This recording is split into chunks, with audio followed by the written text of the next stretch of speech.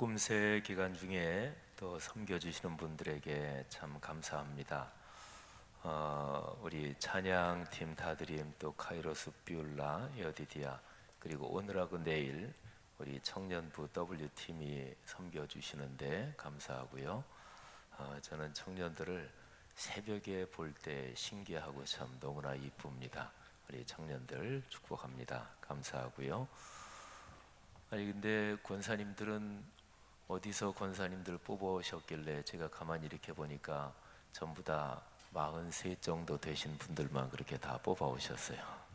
찬양 참 잘하셨습니다. 감사하고 남 권사님 지휘 참 잘하셨고 또 계속해서 찬양의 수고를 담당해 주신 분들께 감사합니다. 한 가지 제가 광고만 드릴게요.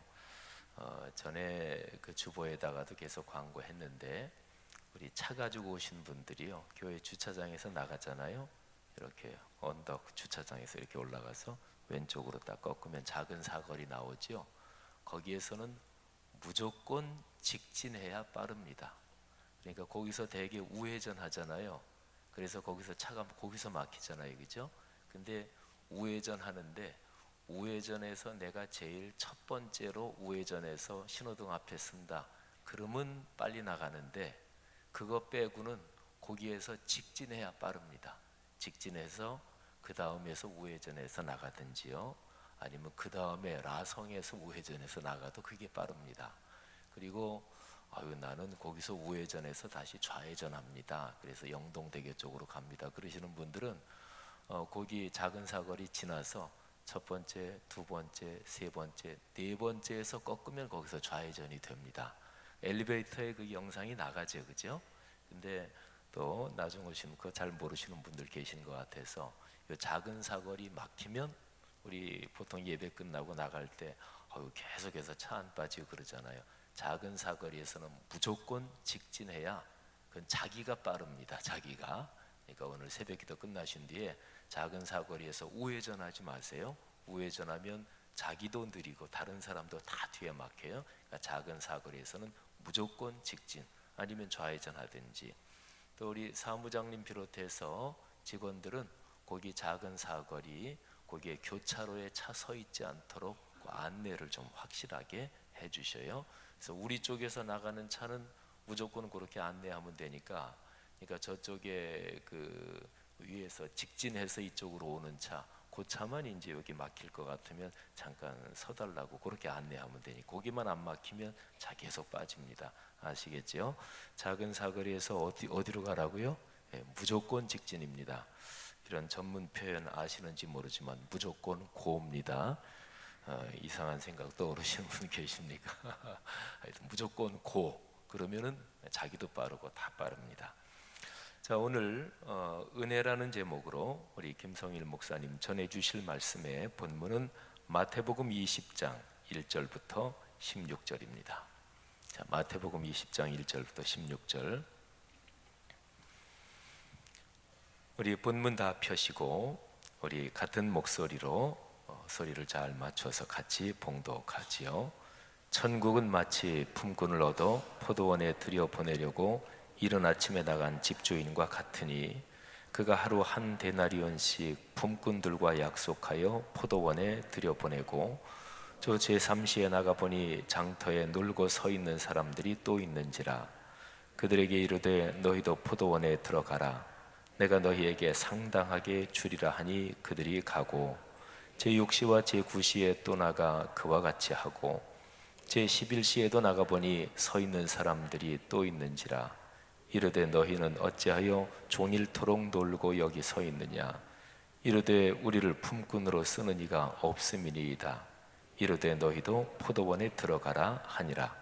저물매 포도원 주인이 청지기에게 이르되 품꾼들을 불러 나중 온 자로부터 시작하여 먼저 온 자까지 삭슬 주라 하니, 제11시에 온 자들이 와서 한 데나리온씩을 받거늘 먼저 온 자들이 와서 더 받을 줄 알았더니 그들도 한 데나리온씩 받은지라. 받은 후 집주인을 원망하여 이르되 나중 온 이 사람들이 1시간밖에 일하지 아니하였거늘 그들을 종일 수고하여 더위를 견딘 우리와 같게 하였나이다. 주인이 그 중에 한 사람에게 대답하여 이르되 친구여 내가 네게 잘못한 것이 없노라. 내가 나와 한 데나리온의 약속을 하지 아니하였느냐. 네 것이나 가지고 가라. 나중 온 이 사람에게 너와 같이 주는 것이 내 뜻이니라. 내 것을 가지고 내 뜻대로 할 것이 아니냐. 내가 선함으로 네가 악하게 보느냐. 이와 같이 나중된 자로서 먼저 되고 먼저 된 자로서 나중되리라. 아멘. 목사님 나오셔서 헌금 위해서 축복해 주시고 말씀 전해 주시겠습니다. 우리 따뜻하게 박수로 목사님 사랑합니다, 존경합니다, 환영합니다.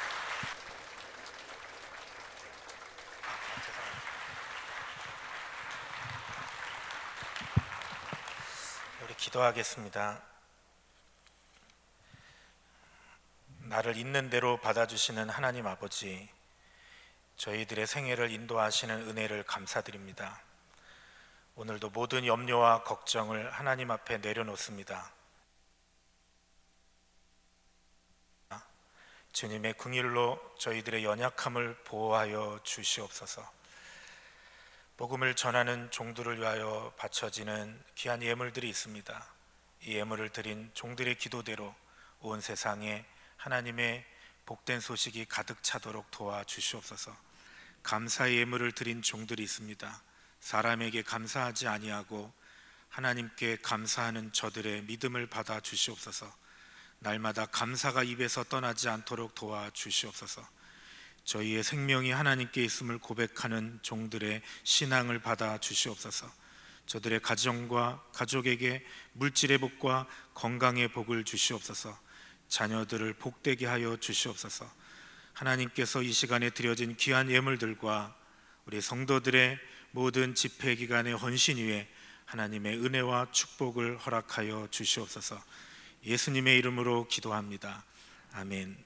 우리 옆에 있는 분들하고 인사 나눴으면 좋겠습니다. 당신은 나의 기쁨입니다.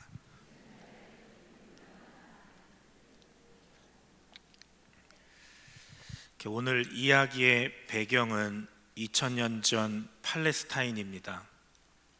당시 경제는 바닥을 치고 세금은 천정부지로 치솟았습니다. 그때 당시는 로마 압제 시대입니다. 우리나라 일제 시대 때 일본이 우리나라를 점령했을 때와 비슷합니다. 그때 세금은 상대적인 세금이 아니고 절대적인 세금입니다.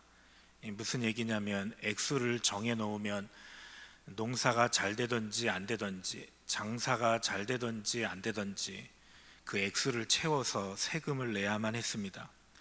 그 결과 팔레스타인 유대인 나라에는 어떤 사람들이 많이 생겼느냐? 토지를 다 팔아버리고 농사지을 땅이 없는 사람들이 점점 늘어나기 시작했습니다. 왜요? 세금은 절대적이니까 그 세금을 내기 위해서는 자기가 가지고 있는 농토를 팔아야 했거든요. 그 결과 예수님이 살아 계실 당시에 팔레스타인은 사람들이 주로 무엇을 해서 먹고 살았느냐? 자기의 품을 팔아서 먹고 살았습니다. 그래서 당시에는 인력 시장이 대단히 발달을 했습니다. 예수님은 그 시대적 배경을 이야기하면서 사람들이 너무나 잘 이해하고 있는 인력 시장 이야기를 통해서 우리에게 아주 중요한 교훈을 주고 계신 것입니다.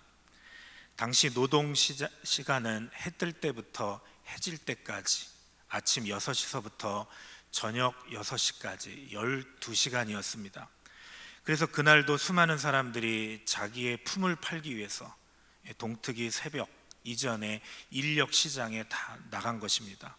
오늘은 일자리를 좀 얻어야 될 텐데 굶은 식구들을 생각하면서 초조한 마음으로 서 있었습니다. 그런데 그날 인력 시장에 한 주인이 나타났습니다. 그 주인은 굉장히 큰 포도 농장을 가지고 있었던, 그러니까 일꾼이 많이 필요한 주인이었습니다. 그가 나타났습니다. 그러니 인력 시장이 갑자기 흥분의 물결이 밀려오기 시작합니다. 왜 그렇습니까? 많은 사람들이 팔려갈 가능성이 있었기 때문입니다. 사람들이 와서 주인에게 얘기합니다. 주인님, 저를 좀 써주십시오. 제가 작년에 주인의 밭에 가서 열심히 일한 거 주인께서 아시지 않습니까? 저를 기억하시죠. 저를 써주십시오. 일말의 사람을 데리고 갑니다. 나머지 사람들은 그래도 괜찮습니다. 왜? 가끔 9시에도 주인들이 와서 하루 품삯 주고 데려가니까 9시에 와서 주인이 또 사람들을 데려갑니다. 이제 12시가 되었습니다. 그래도 인력시장에 있는 사람들은 포기하지 않습니다. 왜냐하면 내가 그래도 하루에 반싹은 내가 가져갈 수 있을 테니까 반나절 품삯이라도 가져가야지. 그리고 기다립니다. 12시에 나와서 주인이 또 사람들을 데려갑니다. 오후 3시가 됩니다. 이제 거기에 있었던 모든 사람들은 거의 포기 상태가 됩니다. 드디어 오후 5시, 말도 안 되는 얘기죠. 오후 5시에 누가 일꾼을 데려가겠습니까? 근데 오늘 예수님의 이야기에 의하면 놀라운 일이 일어나죠. 그 포도원 농장 주인이 와서 오후 5시에 사람들을 데려갔다, 그렇게 얘기합니다. 아마 그들은 따라가면서 이런 생각했겠죠. 아, 오늘은 아무래도 포도원에 밤일이 있나 보다. 밤일이면 어때? 우리 식구 먹여 살리는 일인데 내가 가서 열심히 일해야지. 기쁨으로 따라가고 있습니다. 밤일이 있는 줄 알고 열심히 일했는데 오후 6시가 되자 웬일입니까? 마감 종이 울린 것입니다. 아니 이거 뭐야? 나는 지금 1시간밖에 일하지 않았는데, 야, 이거 오늘 또 공치는 거 아니야? 작업이 끝나서 모든 일꾼들을 모아놓고 주인이 하루 일당 봉급을 나눠줍니다. 봉투를 나눠주는데 이상하게 거꾸로 나눠줍니다. 오후 5시에 들어온 사람들부터 차례대로 봉투를 나눠주고 그들이 봉투를 받고 열어봅니다. 그런데 이게 웬일입니까? 한 데나리온, 하루 품삯이 다 들어있는 거죠. 오늘날로 얘기하면 일당 10만 원이 다 들어있는 겁니다. 소문이 퍼져나갑니다. 와, 1시간 일했는데 10만 원이 봉투에 들어있어. 그 소문이 급속도로 퍼져나가지 않았겠습니까? 그러자 포도원 농장에서 여태까지 누구도 보지 못한 흥분의 물결이 서서히 일기 시작합니다. 여러분, 어떤 흥분의 물결이 있겠습니까? 특별히 아침 6시에 온 사람들 굉장히 마음이 흥분했죠. 왜냐, 1시간밖에 일하지 않았는데도 1데나리온이나 받았다면 나는 12시간을 일했으니까 12데나리온을 받겠구나. 에이, 2데나리온은 좀 깎아주지 뭐 10데나리온은 받을 거야. 와, 여러분 기대가 안 되십니까? 모두 봉급 봉투를 받고 열어봤습니다. 그런데 뭐 어떻습니까? 놀랍게도 거기에는 한 데나리온씩 다 들어있었습니다. 그 한 데나리온을 받아들은 그 포도원의 농장 분위기는 갑자기 바뀌었습니다. 기대와 설레임과 흥분의 물결에서 갑자기 분노와 걱정의 물결이 다가오죠. 드디어 노조를 만들어서 데모를 하기 시작합니다. 현수막이 붙었죠. 물러가라 포사장. 포도원 사장이니까 포사장. 포사장이 우리 노동자들을 실용했다. 여러분 이해되시죠? 여러분 도대체 예수님은 왜 이 이야기를 저와 여러분에게 들려주십니까? 도대체 무슨 뜻이 있습니까? 오늘 예수님께서 우리에게 들려주신 이 비유의 핵심의 뜻을 알기 위해서는 우리가 반드시 살펴볼 구절이 있습니다. 우리가 읽었던 본문의 맨 마지막 16절이죠. 우리 다 같이 읽겠습니다. 시작. 먼저 된 자로서 나중되리라. 여러분 19장을 보십시오. 19장 30절 다 같이 읽습니다. 시작. 그러나 먼저 된 자로서 나중되고 나중된 자로서 먼저 될 자가 많으니라. 재밌게도 예수님의 오늘 이야기는 바로 이 두 구절에 의해서 가로로 묶여져 있습니다. 그러니까 먼저 된 자가 나중되고 나중된 자가 먼저 되는 일이 많으니라.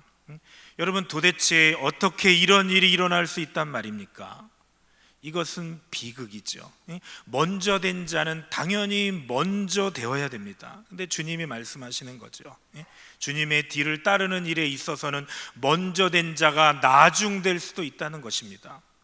여러분, 도대체 어떤 때에 이런 비극이 일어나는 것입니까? 어떤 때에 먼저 된 자가 나중됩니까? 도대체 여기에 먼저 되었던 사람이 나중되었다고 하는데 이들은 도대체 누구입니까?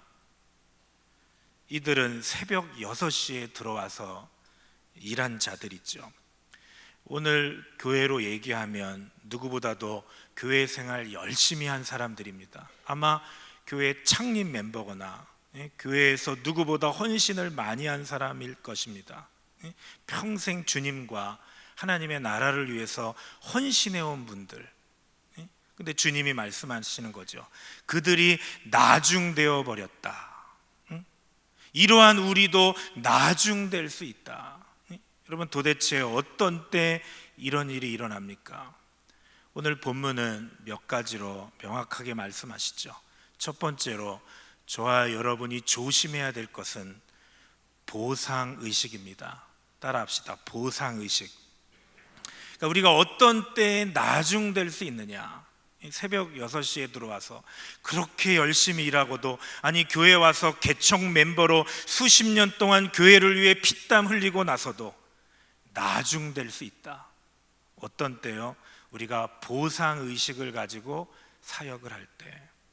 오늘 본문에 보니까 일찍 온 자들이 원망과 불평에 빠집니다. 여러분, 재밌지 않습니까? 먼저 믿었으면 감사하고 찬양해야 될 텐데 오래된 자들이 원망과 불평에 빠집니다. 오늘 본문에 보니까 그랬죠. 그리고 나중되어 버렸다. 왜요? 그들은 마음 깊은 곳에 보상의식을 가지고 사역을 했기 때문에 그렇습니다. 오늘날 교회에서도 이와 같은 일들이 많이 일어났죠. 여러분, 오늘 본문 문맥을 이해하는 게 매우 중요합니다. 오늘 예수님께서 이 비유를 말씀하신 직접적인 대상이 누군가? 무리들이 아닙니다. 제자들입니다. 오늘날로 말하면 그저 출석 교인들이 아니고 교회에 굉장히 열심히 일하는 자들을 대상으로 해서 예수님께서 말씀하셨다는 겁니다. 오늘 본문의 배경이 19장에 기록되어 있습니다. 우리 19장을 보시면 한 부자 청년이 예수님께 찾아옵니다. 와서 이렇게 얘기하죠. 16절을 보시면, 선생님이여, 내가 무슨 선한 일을 하여야 영생을 얻으리까? 구원을 얻으리까? 그랬더니 예수님께서 계명을 지켜라. 하나님을 사랑하고 이웃을 사랑하라. 그랬더니 부자가 얘기하죠. 20절 보시면, 이 모든 것을 내가 지켰습니다. 다른 본문 어렸을 때부터 지켰습니다. 그러니 제가 무엇이 부족하겠습니까? 여러분, 대단한 청년이 있죠. 그래서 마가복음 10장 21절을 보시면 본문에 예수님께서 뭐라고 말씀하십니까? 그를 보고 사랑하셨다. 그러니까 교만해서 이 청년이 이렇게 말한 게 아닙니다. 어릴 때부터 모든 계명을 다 지킨 겁니다. 그래서 예수님께서 빙그레 웃으시고 그를 바라보시면서 말씀하신 거죠. 그래, 그렇다면 네가 한 가지만 더 하면 좋겠다. 지금 가서 너의 모든 땅을 팔아서 가난한 사람들에게 나눠주고 너는 나 뒤를 따라라. 이 부자 청년은 재산이 너무 많았거든요. 땅이 너무 많았기에 고민하고 근심하다가 예수님 따르는 거 포기하고 돌아갔다. 이 장면을 옆에서 지금 제자들이 보고 있는데 그 제자들 중에 역시나 나서기 좋아하는 베드로가 부자 청년 떠나자마자 예수님께 물은 거죠. 27절 다 같이 한번 읽겠습니다. 시작. 이에 베드로가 대답하여 이르되 보소서, 우리가 모든 것을 그런즉 우리가 무엇을 얻으리까? 사실 말이야 바른 말이지, 베드로가 뭘 버릴 게 있었겠습니까? 원래 가진 재산도 별로 없었죠. 그물 하나 버린 것밖에는.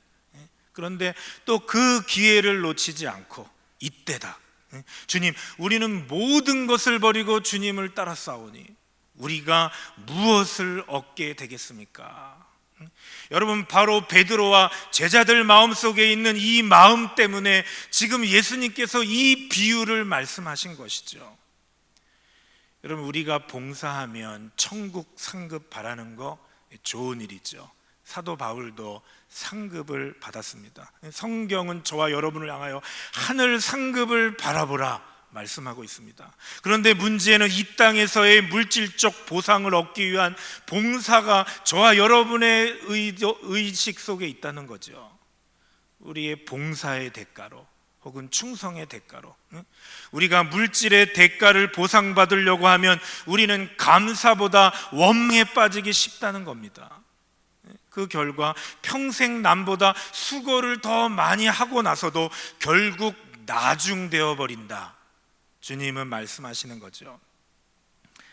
그러므로 여러분, 우리가 열심히 교회에서 일했느냐, 얼마나 일했느냐, 이것보다 중요한 게 어떤 마음 자세로 일했느냐, 몇 시간 일했느냐, 이것보다 중요한 것이 내가 지금 어떤 마음을 가지고 하나님께 헌신하고 있느냐, 이게 중요하죠.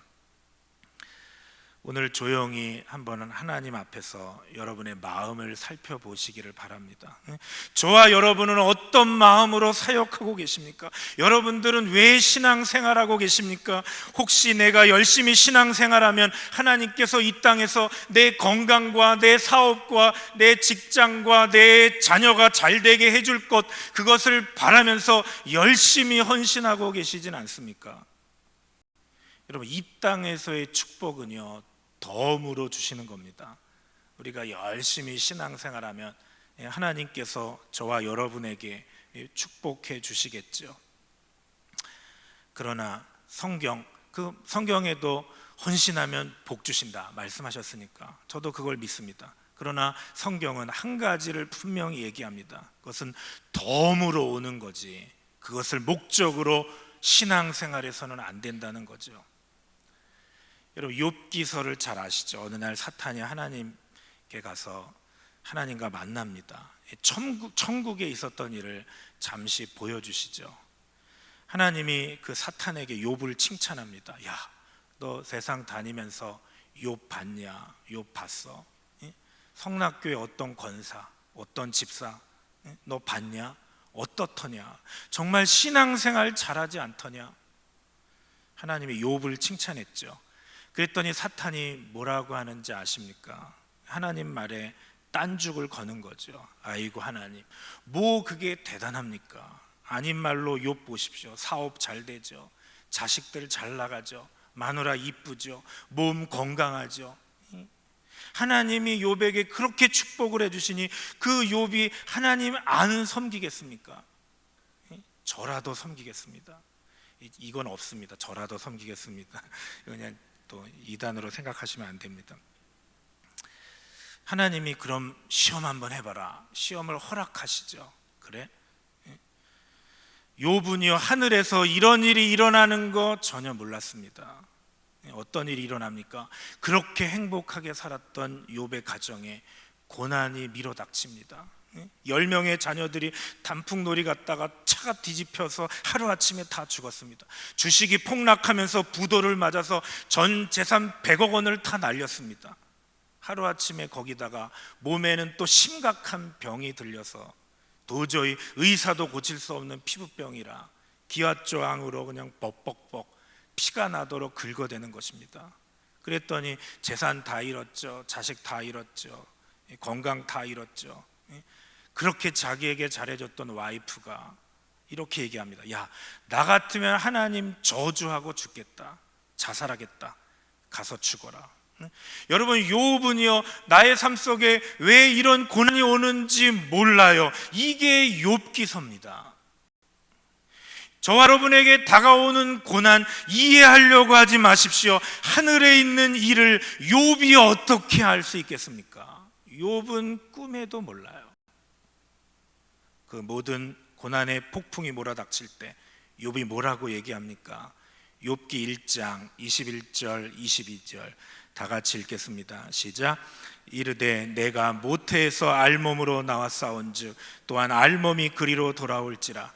주신 이도 여호와시요 거두시는 이도 여호와시오니 여호와의 이름이 찬송을 받으실지니다 하고, 이 모든 일에 욥이 범죄하지 아니하고 하나님을 향하여 원망하지 아니하니라. 할렐루야. 아주 놀라운 고백입니다. 여러분, 이 말씀이 왜 중요한 겁니까? 이 말씀이 중요한 이유는 그 옛날 고소했던 사탄의 고소가 오늘날 저와 여러분의 삶 속에서도 유효하기 때문에 그렇습니다. 여러분, 한번 스스로 생각해 보십시오. 여러분은 왜 신앙생활 하십니까? 왜 봉사하십니까? 왜 헌금하시고 왜 사역하십니까? 혹 하나님이 저와 여러분을 물질적으로 이 땅의 것으로 풍성케 하셨기 때문인가요? 앞으로 하나님이 저와 여러분에게 더 많은 물질과 성공을 부어주실 것이라고 기대하시기 때문인가요? 만일 저와 여러분이 그런 마음으로 하나님 사역한다면 제가 확실하게 한 가지 여러분에게 보장드릴 수 있습니다. 앞으로 여러분의 인생 제가 점칠 수 있습니다. 여러분, 언젠가는 원망에 빠질 것입니다. 그리고 불평할 것입니다. 주님 말씀하시는 거죠. 우리가 보상의식에 빠지는 그 순간 우리의 모든 수고는 무효다. 그 순간 너는 나중된다. 오늘 저와 여러분의 마음에 이 보상 심리를 다 몰아낼 수 있기를 주님의 이름으로 축원합니다. 두 번째로 우리 신앙생활 방해하는 것은 바로 공로의식입니다. 다 같이 따라합시다. 공로의식. 여러분, 먼저 온 자들의 불평이 뭔지 아십니까? 오늘 본문 11절 12절 다 같이 읽겠습니다. 시작. 받은 후 집주인을 원망하여 이르되 나중은 이 사람들은 1시간밖에 일하지 아니하였거늘 그들을 종일 수고하며 더위를 견딘 우리와 같게 하였나이다. 그들의 불평이 뭐죠? 내가 다른 사람들보다 더 열심히 일하지 않았습니까? 많이 일했습니다. 그들의 불만은 다름이 아니라 한마디로 말하면 이런 거죠. 아니, 왜 우리의 수고를 알아주지 않습니까? 예전에 리더스 다이제스트에 재밌는 설문조사가 나왔습니다. 목회자들의 불만 1위가 뭐냐? 불만 1호. 내가 이렇게 열심히 주의 사역을 위해 섬기는데 왜 성도들은 이 수고를 알아주지 않느냐? 이게 모든 목사들의 마음속에 있는 불만 1호랍니다. 그러면 성도들의 불만 1호는 뭘까? 재미있는 통계인데 성도들 불만 1호는 아니, 목사님은 사례비라도 받고 일하지. 아니, 우리는 돈 내고 일하는데 왜 목사님은 내 수고를 이렇게 알아주지 않지? 이게요, 교회 안에 있는 성도들의 불만 1호랍니다. 처음에는 감사로 시작했습니다. 그 은혜가 너무나도 감사했습니다. 그래서 모든 것을 포기하고 주를 따랐습니다. 포도원에 들어간 것이 은혜고 감사의 조건이었습니다. 그런데 어느 순간 세월이 흘러 나도 모르게 우리 마음속에 공로가 들어오기 시작한 겁니다. 내가 이 교회 지을 때 헌금한 게 얼만데 나를 이렇게 대접하는 거야. 내가 심 안 썼으면 이 교회가 어떻게 성장했겠어. 그런데 왜 목사님은 이제 겨우 들어온 1년밖에 안 된 신자하고 나하고 똑같이 취급하는 거야. 말로 표현은 하지 않을지 몰라도 이런 마음이 있다는 거죠. 여러분, 오늘 여러분들의 교회를 돌아보십시오. 주위의 교회들을 돌아보십시오. 무엇이 교회를 힘들게 하고 있는가? 누가 교회를 힘들게 하고 있는가? 오후 5시에 들어온 사람이라고요? 천만에요. 초신자들이 교회를 힘들게 하는 교회는 어느 교회도 없습니다. 교회를 힘들게 하고 분란을 일으키는 대부분의 사람들은요, 새벽 5시에 들어온 사람들입니다. 그래서 유명한 교회 성장학자 진 게츠가 이런 말을 했습니다. 한번 들어보십시오. 오늘 하나님의 교회는 지도자들의 공로의식으로 서서히 무너져 내리고 있다.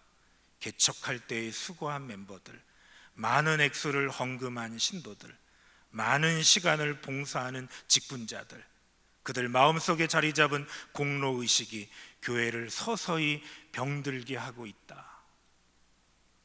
사실 우리 성락교회에 많은 성도들이 계시지만 성락교회 성도들 가운데 시험에 들 가능성이 있는 분들은 다 오늘 이 자리에 계신 것 같습니다. 제가 볼 때 여러분들만 시험에 드시지 않는다면 여러분의 교회 시험들 교인은 아마 없지 않을까.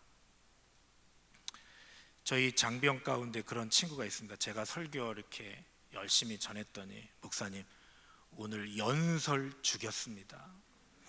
아니 설교하고 연설이 구분이 안 되는 거죠. 이분이 은혜를 받겠습니까? 아니면 시험을 받겠습니까? 은혜도 받지 못하지만 시험도 들지 않습니다. 언젠가는 선물을 가지고 왔는데 케이크에다가 샴페인을 들고 왔습니다. 아니 목사에게 술을 가져다 주는 분이 시험 들겠습니까? 은혜 받을 것도 없지만 시험 들 것도 없는 거죠. 여러분 시험 들 가능성 있는 사람은요 주일 오전 예배, 오후 예배, 수요 예배, 금요 예배, 새벽 예배, 교회 모임 있을 때마다 열심히 다하는 그런 분들이요 시험에 들 확률이 더 많습니다. 아니 내가 이 정도 봉사했기 때문에 이 정도의 박수와 칭찬과 갈채 그것은 내가 받아야 되지 않느냐. 내가 이 정도 봉사했으니까 나의 말의 권위는 이 정도 될 것이고 내가 이 정도 오랫동안 봉사했기 때문에 나의 위치가 이 정도는 돼야 되지 않겠느냐. 근데 여러분 자기 생각대로 되는 게 어디 있겠습니까? 어떤 교회에서 이렇게 장로 선거를 했는데 그분이 내가 될 거다 이렇게 생각을 했는데 안 되셨습니다. 그래서 그분이 목사님을 원망해서 머리를 빡빡 깎았습니다. 머리를 이렇게 면도로 민 거죠. 중처럼. 예배 한 번만 드리면 되는데 1부 예배, 2부 예배, 3부 예배, 4부 예배 다 드리고 계속 목사님을 째려만 보는 겁니다. 근데 이분 머리가 다른 분보다 좀 더 크셨나 봅니다. 그래서 설교하는데 그분 머리만 보이는 거죠. 그래서 설교하기 너무 어렵다고 안타까워하시는 목사님을 제가 봤습니다. 야 어렵겠다. 제가 군에서 기회를 줘서 미국에서 잠시 공부를 했었는데 미국 한인교회 아주 유명한 일화 중에 이런 일화가 있습니다. 미국 교회 요즘에도 많이 갈라지고 하루아침에 막 100명이 빠져나가기도 하지 않습니까? 한 장로님이 새로 오셔서 목사님하고 나아가는 너무 잘 맞는다고 그러면서 양복을 해주더랍니다. 너무너무 감사했답니다. 근데 얼마 있다가 그 장로님이 마음이 꼭 맞는 줄 알았는데 지내다 보니까 그게 아니라고 제가 딴 교회 가겠다고 어쩔 수 없죠. 가시라고 양복 벗어달라고 양복 벗어달라고 우리가 아무리 애쓰고 수고해서 보상이 없을지라도 혹 내 마음에 안 든다 할지라도 양복을 벗겨가거나 내가 원하는 위치에 도달하지 못한다 할지라도 머리를 깎거나 박수와 갈채와 칭찬이 없어서 실망하고 시험에 드는 그런 분들이 이 교회는 한 분도 없기를 주님의 이름으로 축원합니다. 성락교회가 우리 교단에서는 대표적인 교회 아닙니까? 그러니 얼마나 공로자들이 많으셨겠습니까? 오늘 저와 여러분의 마음속에 공로의식이 다 사라지기를 바랍니다. 공로의식이 교회에서는 없어야 됩니다. 여러분 잘 나가는 남편, 여러분 세상에서 지위 좀 있다고 하는 사람, 재물 좀 가졌다고 하는 사람 치고 그 자녀와 아내들하고 상담을 해보면 병들지 않는 사람 많이 발견하지 못한다고 합니다. 왜 그렇습니까? 그 잘난 남편의 공로의식 때문에. 야, 그래도 우리 가족 이만큼 잘 먹고 잘 사는 거 내 덕인 줄 알아. 응? 내가 아니면 우리 식구들이 이런 영화를 누릴 수나 있겠어? 생각하는 거죠. 저와 여러분이 오늘 공로의식이 다 사라질 수 있기를 바랍니다. 그럼 마지막으로 도대체 저와 여러분은 어떻게 사역을 해야 됩니까? 어떤 마음으로 가정생활해야 됩니까? 한 가지 한번 따라합시다. 은혜의식. 한마디로 말하면 오후 5시에 들어온 사람의 마음이죠. 여러분 한번 여러분의 상상의 날개를 펴보십시오. 왜 오후 5시 집에 돌아가지 않았을까? 저는 재밌는 표현 중에 하나가 6절 보시면 이런 말씀이 나오니까 어찌하여 종일토록 놀고 여기 서 있느냐. 놀고 있는 사람, 그럼에도 불구하고 그곳을 떠나지 않은 거죠. 왜요? 그에게는 절대적인 필요가 있었을 겁니다. 모르긴 몰라도 아침에 나올 때 아내가 졸졸졸 따라 나오는 거죠. 평상시에 따라오지 않던 아내가 나오니까 이상해가지고, 아, 도대체 무슨 일 있어? 여보, 우리 집 쌀 떨어졌어. 차마 말 못하겠다는 듯이 말을 삼키면서 얘기하는 거죠. 아니, 새벽에 일찍 나가는데 다른 때 같았으면 늦잠 자던 아이가 아빠 졸졸졸 따라오더니 뭔 얘기를 하는 것 같아요. 하고 싶어해요. 뭔 얘기냐? 얘기해봐라. 아빠, 다음 주까지 나 등록금 갖다 내야 돼. 아마 이 사람에게는요, 절대적인 필요가 있었는지 모르겠어요. 아침에 나왔는데 팔려가지도 않았어요. 9시 그래도 기대를 포기하지 않았는데 안 됐어요. 12시 그래도 좋았어요. 반나절이라도. 그런데 3시가 지나고 5시가 되었어요. 이 5시에 무엇을 한단 말입니까? 이미 3시쯤 되면 집에 돌아갔어야 되죠. 근데 여러분, 왜 이 사람이 안 돌아갔겠습니까? 혹시 그러지 않았을까? 제 생각에는, 야, 이거 집에 내가 빈손으로 돌아가면 기도하면서 기다린 아내와 아이들이 실망할 텐데 어떻게 하나?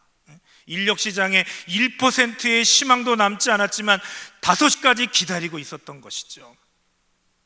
그런데 웬일입니까? 5시에 초대를 받은 거죠.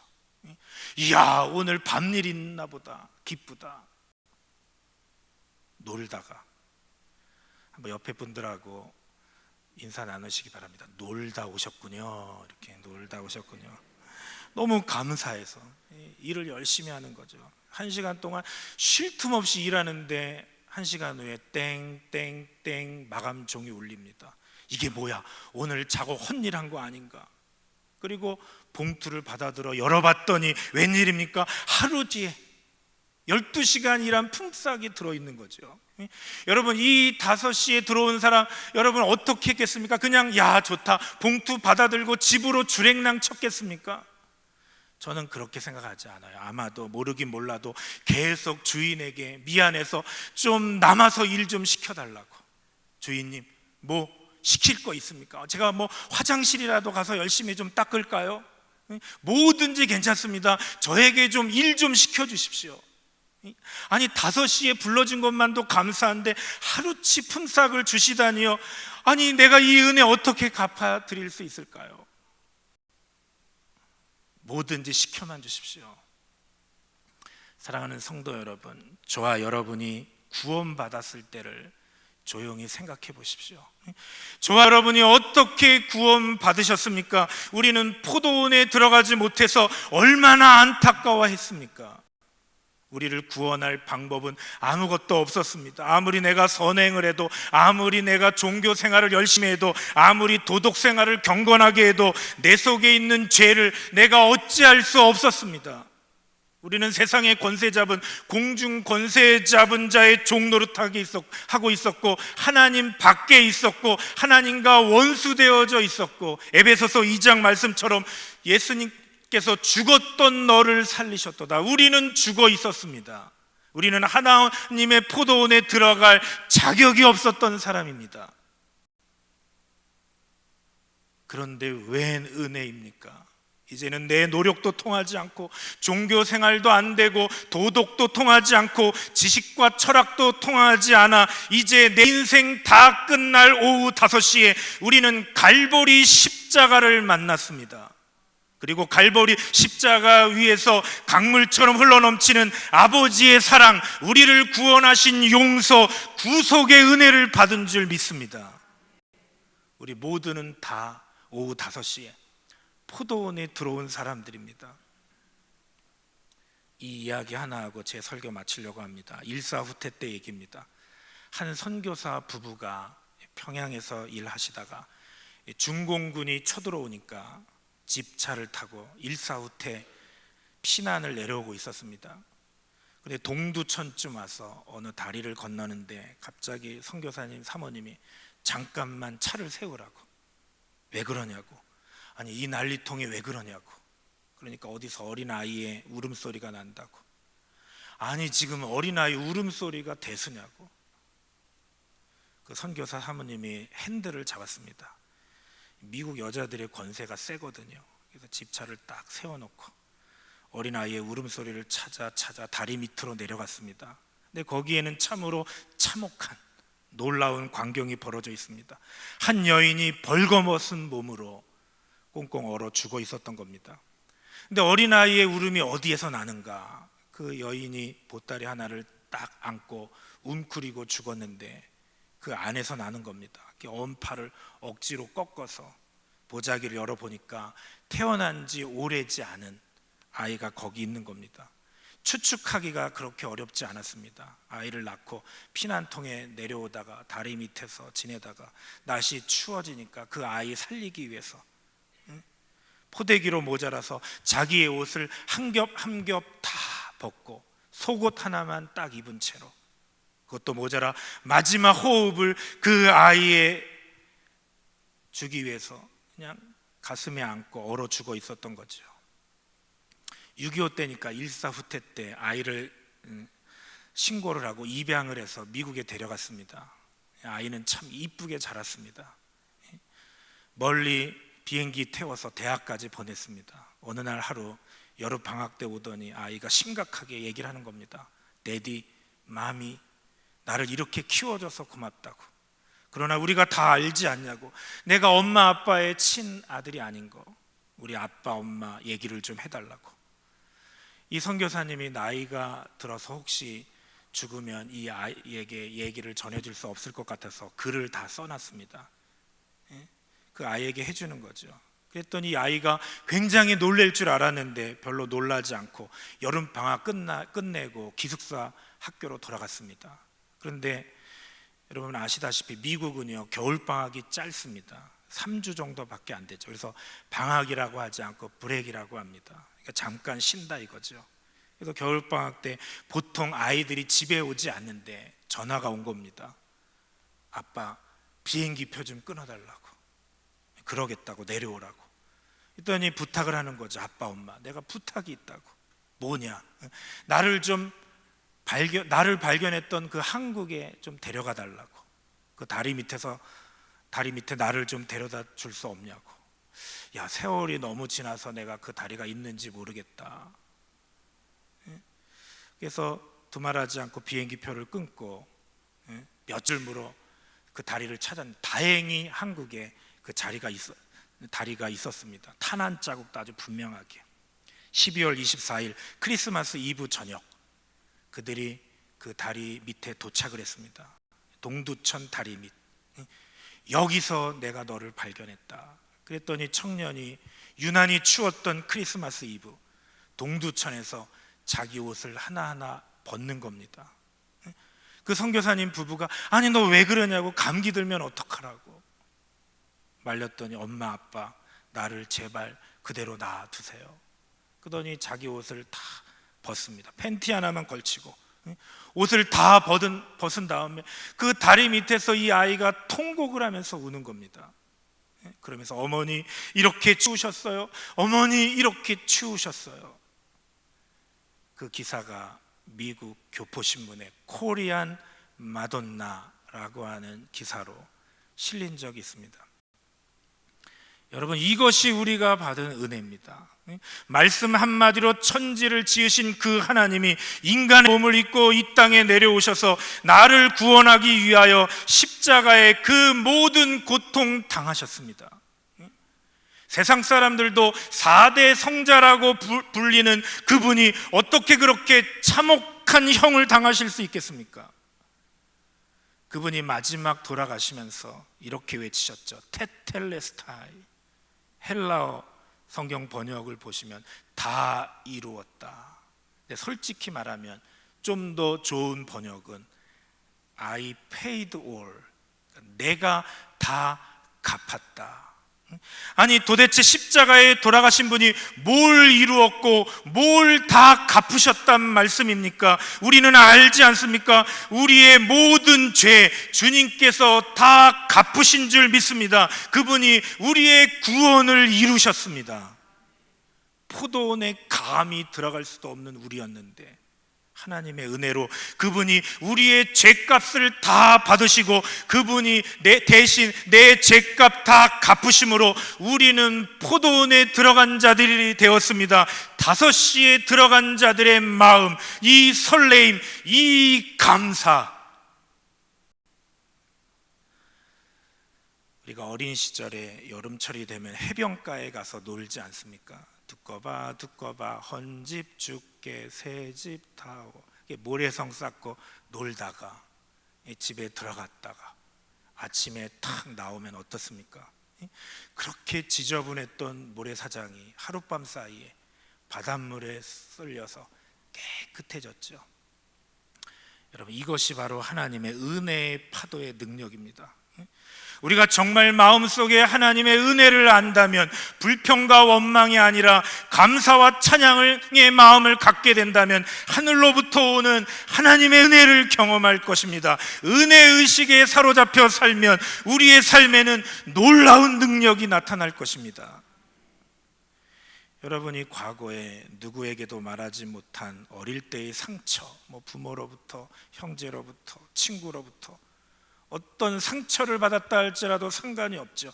하나님의 은혜의 파도가 몰아닥치면 그 모든 상처 다 치유될 줄 믿습니다. 물론 상처의 흔적은 남아요.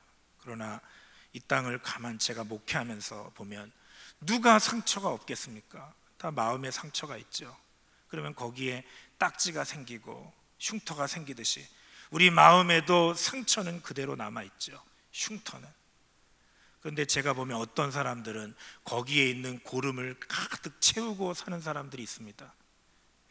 얼마나 불행할지. 어릴 때 받았던 상처로 말미암아 그들의 자녀들이 고생하고 배우자가 고생하고 만나는 사람마다 자기 몸에 있는 고름을 나눠주는 거죠. 그러나 여러분, 저와 여러분이 하나님의 은혜의 파도를 경험하면 우리가 5시에 들어온 사람들의 마음으로 살다 보면 은혜의식에 사로잡히면 우리 마음의 상처의 고름이 아닌 하나님의 생명수가 고일 줄 믿습니다. 수많은 사람들에게 축복을 나누어주는 축복의 진원지가 되는 거죠. 저와 여러분이 그런 사람이 되십시오. 보상의식, 공로의식 다 버리고 은혜의식 가운데 살아가는 저와 여러분 될 수 있기를 바랍니다. 우리 찬양 한 곡하고 잠시 기도했으면 좋겠습니다. 나를 지으신 이가 하나님, 나를 부르신 이가 하나님.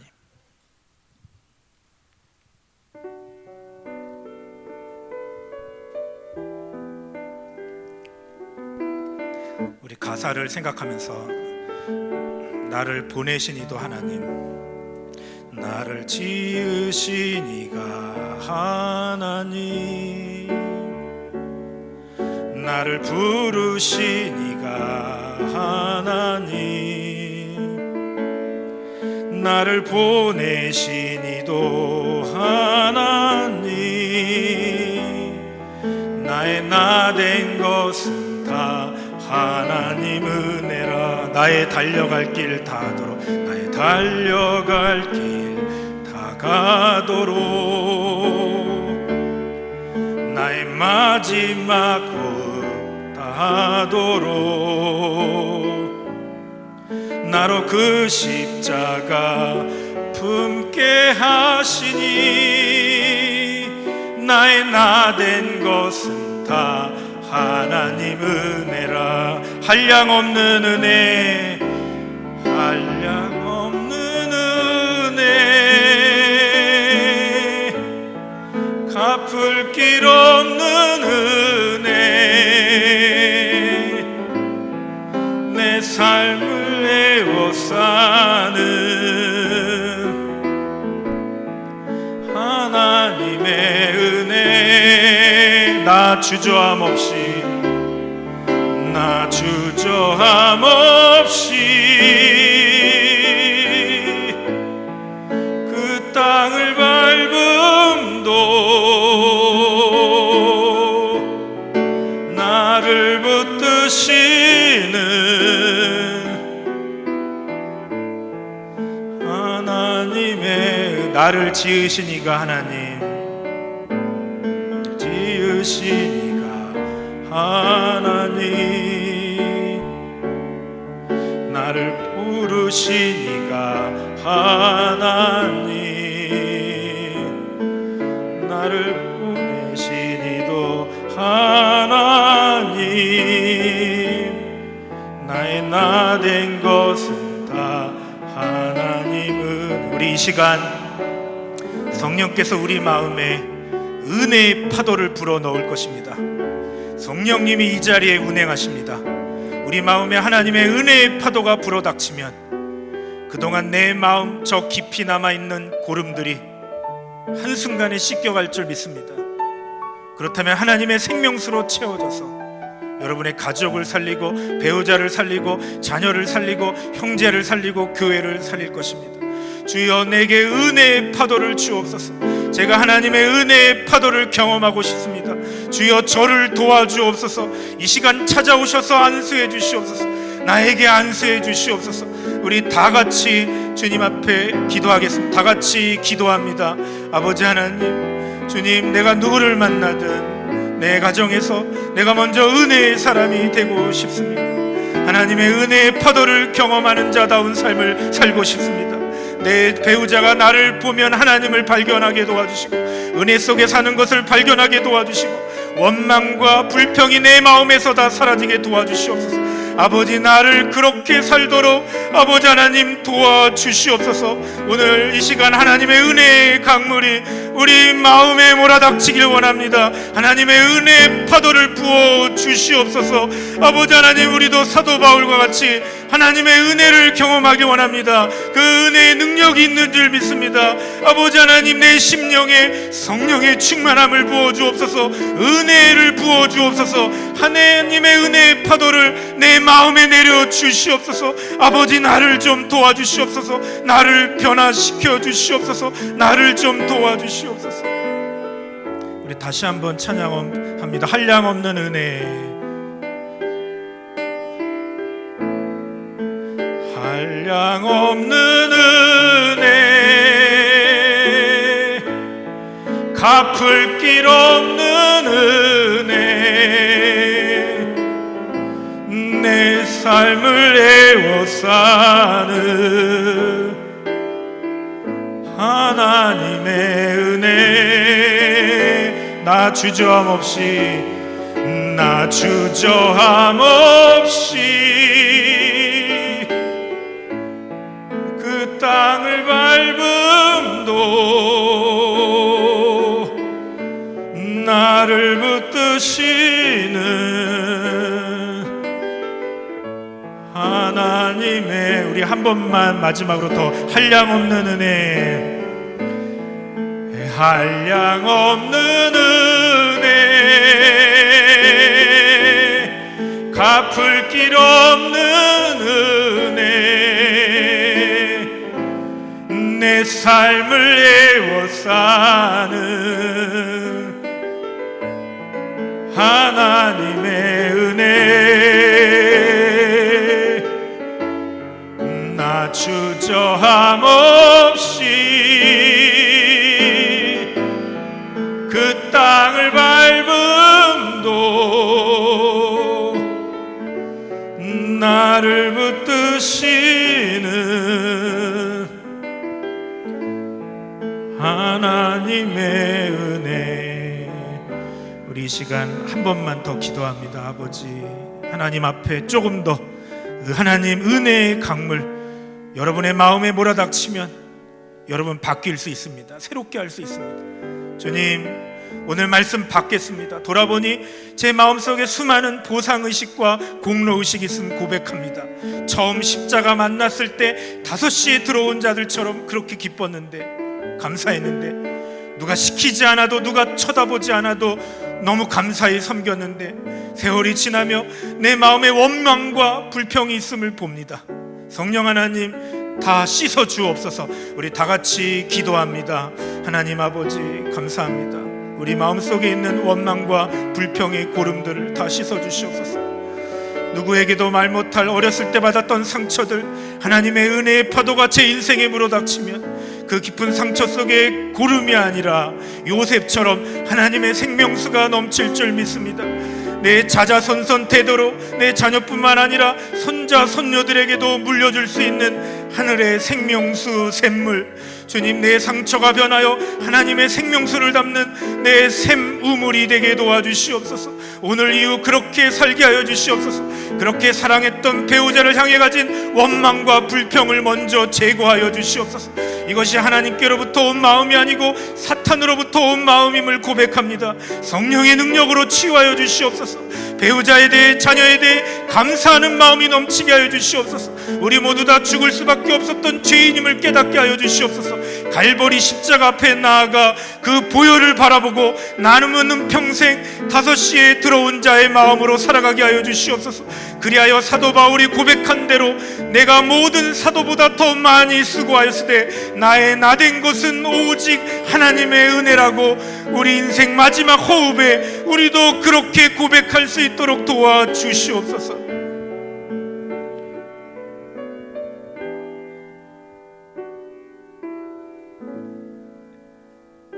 내일은 성의 마지막 날입니다. 성경 말씀에도 있듯이 성의 마지막 날 하나님의 축복이 클 것입니다. 이번에 꿈새 하프타임에 여러분들이 개인적으로 가지고 오신 기도 제목들, 또 오래도록 기도해온 제목들, 내일 새벽에 말씀을 통해 또 기도를 통해 하나님께서 응답하시고 해결해 주실 줄 믿습니다. 내일 마지막 성회 위해서 기도하시고 강사님 위해서 기도하시고, 또 이번 꿈새 하프타임 통해서 올해 남은 후반기 하나님 큰 복을 주시고 오로지 주의 은혜에 휩싸여 그렇게 살아가게 하옵소서. 다 같이 자유롭게 기도하시다가 돌아가시겠습니다. 하나님 아버지, 은혜를 진심으로 감사합니다.